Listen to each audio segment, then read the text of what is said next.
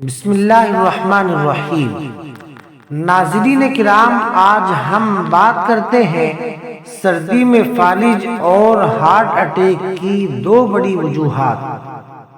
اس سے قبل ہم آپ کو 10 اور وجوہات کے بارے میں بتاتے ہیں جن سے اٹیک آنے کا خطرہ ہوتا ہے۔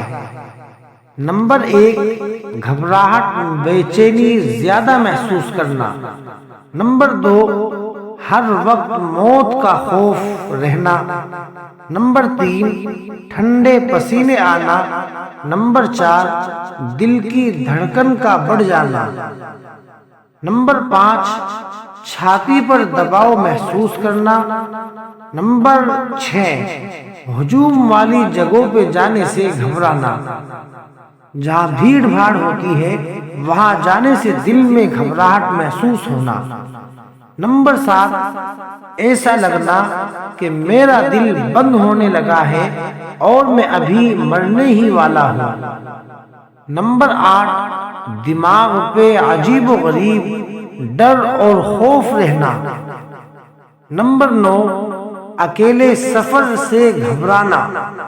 نمبر 10، اکیلے میں ڈرنا اور سونے سے بھی ڈرنا کہ کہیں کچھ ہو نہ جائے۔ یہ تھی 10 وجوہات جن سے اٹیک کا خطرہ رہتا ہے۔ اب چونکہ سردی چل رہی ہے، سردی میں جو فالج اور ہارٹ اٹیک کی دو بڑی وجوہات اطباء نے بتائی ہیں وہ یہ ہے۔ نمبر 1، لوگ سردی میں اکثر پانی نہیں پیتے جس سے جسم میں پانی کم ہو جاتا ہے اور خون جم جاتا ہے۔ نمبر 2، سردی میں خون کی رگیں تنگ ہو جاتی ہیں۔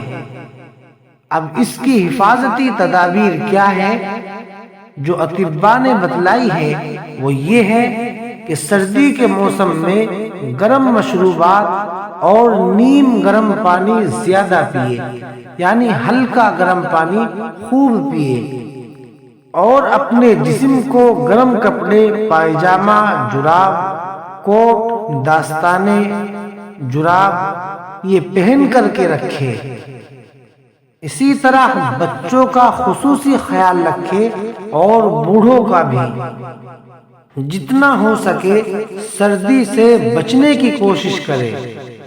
ہماری یہ ویڈیو آپ کو اچھی لگی ہو، پسند آئی ہو تو زیادہ سے زیادہ شیئر کریں تاکہ لوگ احتیاط کریں اور بچیں اور فائدہ اٹھائیں۔ السلام علیکم ورحمۃ اللہ وبرکاتہ۔